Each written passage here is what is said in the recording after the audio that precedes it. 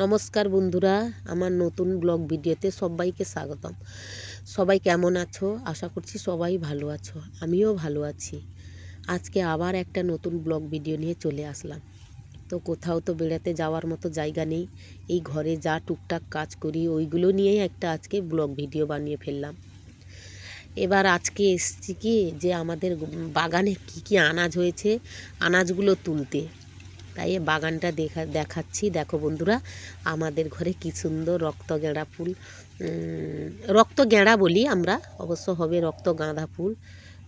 রক্ত গাঁদা ফুল ফুটে আছে, আর ওই সব দেখাচ্ছি। ফারাস আমাদের বাগানে মানে কটা ফারাস গাছ লাগিয়েছি, ফারাস গাছ থেকে ফারাস তুলবো বলে চলে এসেছি। দেখো বন্ধুরা, কত ফারাস হয়েছে, অনেক হয়েছিল, গাছটা এখন দমে গেছে, তবুও অনেক ধরে আছে, 2-4টা গাছে তুললেই হয়ে যাবে। এই ফারাস তুলছি, তরকারি হবে। তাই নিজেদের বাগান থেকে আনাজ তুলে রান্না করার মজাটাই আলাদা বন্ধুরা, বলো। এটা শুধু আমরা গ্রামের মানুষরাই পারবো, শহরের মানুষ কিন্তু পারবে না। হ্যাঁ পারে, অনেক শহরে দেখেছি, বাবা ছাদে কি সুন্দর টবের উপরে মাটি দিয়ে ছোট্ট ছাদ বাগান করে। আর আমরা তো গ্রামের মানুষ বন্ধুরা, তাই বাগান বাড়ি নিয়েই আমাদের থাকতে হয়। কয়টা টমাটম গাছ হয়েছে, এই দেখো বন্ধুরা, আমাদের বিট গাছ হয়েছে। দেখো বন্ধুরা, কত বড় বড় বিট বসে গেছে, এখনও গাছ ভালো আছে, মানে আরও একটু বড় হবে। তাই বিটগুলো এখনও তোলা হয়নি, তুলে খাওয়ার মতো হয়নি, একটু বড় আরও বড় হবে। দেখো, সারা দিনে নিত্য কাজ লেগেই থাকে।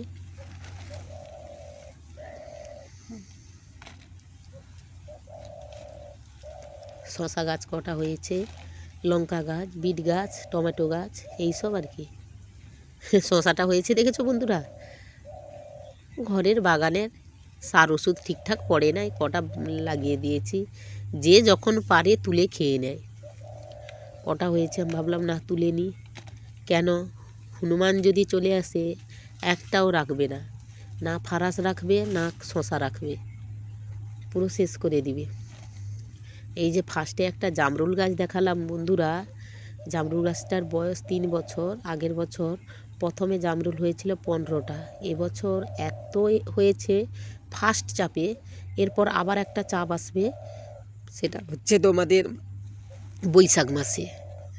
তো বৈশাখ মাসে বন্ধুরা, আমি জামরুল গাছটা ভালো করে দেখানো হয়নি, ফুলটা ফুটে যাক আমি তোমাদেরকে দেখাবো। এত পরিমাণে এসছে এই জামরুলটাই, যে গাছটা দেখা যাচ্ছে এই গাছটা এত পরিমাণে হয়েছে বন্ধুরা, কি বলবো। এই দুটো ওলকপিও নিয়ে নিলাম।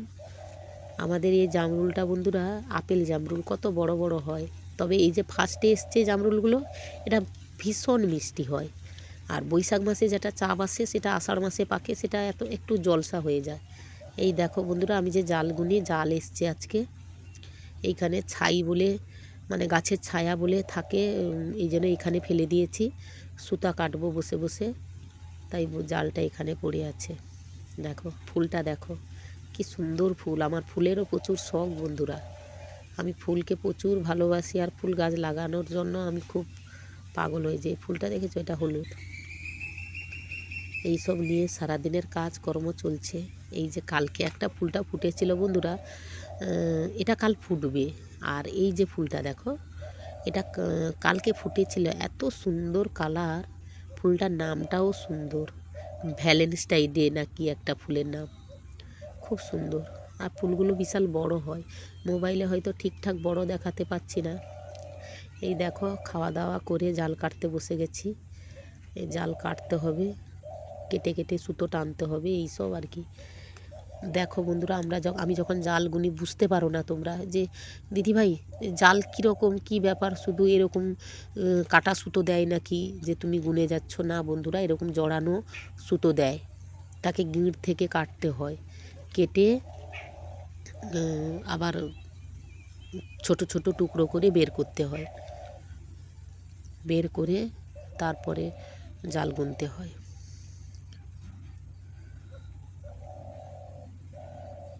এই যে সুতো কাটছি, এইখানে করেছি কেন বন্ধুরা, সামনে করলে না গাড়ি সাইকেল বের করানো ঢুকানো প্রতিদিন এটাকে গোছাতে হয়, তাই এখানে বাগানের সাইডে ফেলে রাখলে পড়ে থাকবে। এখন তো বৃষ্টিকাল না, তাই সমস্যা নেই, পড়ে থাকবে। যখন কাজ করব চলে আসবো, আর না হলে ঘরে থাকলাম। এই জন্য এখানে বসেই জালটা ফেলেছি। দুটো জালের বান্ডিল এসছে, এটা একটা জালের বান্ডিল খুলেছি আর একটা জালের বান্ডিল সে পাশে আছে। দুটো বান্ডিল হয়ে ৭৬ কিলো জাল নিয়ে এসছি। কবে গুনবো জানি না বন্ধুরা, সবাই পাশে থাকবে আমার। আমি তো হয়তো ঠিকঠাক কথা বলতে পারি না, ভালোভাবে ভিডিও করতে পারি না, তো তোমাদের ভালোবাসা, তোমরা আমার পাশে থাকলে আমি জানি তোমাদের সহযোগিতায় মানুষ, কেউ পেছনে থাকলে অবশ্যই মানুষ উপরে উঠতে পারে। তাই তোমাদের সহযোগিতায়, তোমাদের ভালোবাসায় আমি একদিন উপরে উঠতে পারবো। এই যে সুতো গিঁটগুলো কেটে দিয়েছি, এবার সুতোগুলো টানছি, এই যে টেনে টেনে রাখছি, টেনে টেনে রেখে এগুলো নিয়ে যাব, তারপরে এবার জাল গুনবো।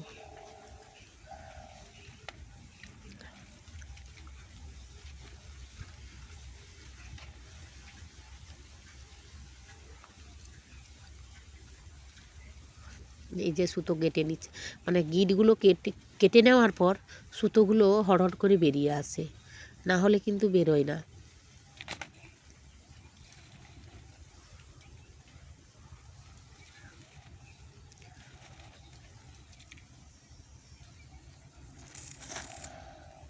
চলো এবার আমাদের বাড়ির সামনে যে বাগানটা, ওই বাগানটা দেখাই, চলো বন্ধুরা।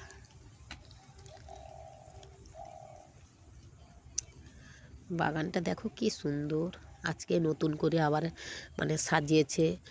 অনেক চারা বিক্রি হয়ে গেছে, তো তাই আবার এক একটা করে বাগানটা সাজিয়েছে। আর আমাদের ঘরের সামনে তো রাস্তা, জানো তোমরা অনেকেই, অনেকেই জানো অনেকেই জানো না। আমার ঘরে একদমই রাস্তার সাইডে ঘর, তারপরে রাস্তা, তারপরে যে ইয়ে সাইডে বাগান। বাগানটা কেমন লাগছে বন্ধুরা অবশ্যই কমেন্ট করে বলবেন। আর হ্যাঁ, যারা যারা চারা, ফুলের চারা বা পাতাবাহার কিছু নিতে চাও, তাহলে অবশ্যই আসবেন। পাইকারি খুচরা সবটাই, মানে সবেতেই পাবে। খুচরো একটা দুটো কিনলেও পাবে, পাইকারিতে কিনলেও পাবে। যাদের চারা বাগান খুব ভালো লাগে তারা এসে দেখতেও পারো এবং কিনতেও পারো।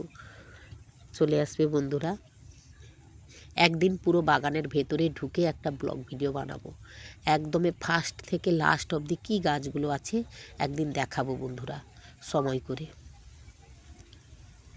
সবাই অবশ্যই আমার পাশে থাকবে। ইউটিউব থেকে দেখলে আমাকে সাবস্ক্রাইব করে পাশে থাকবেন, অবশ্যই লাইক কমেন্ট করবে কেমন হয়েছে। আর ফেসবুক থেকে দেখলে ফলো করতে একদম ভুল করবে না বন্ধুরা, সবাই আমার পাশে থেকো।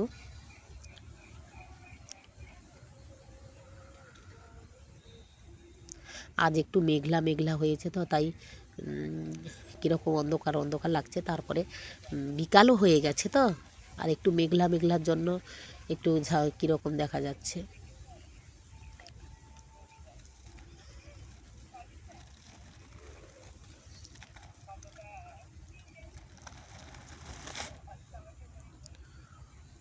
চলো এবার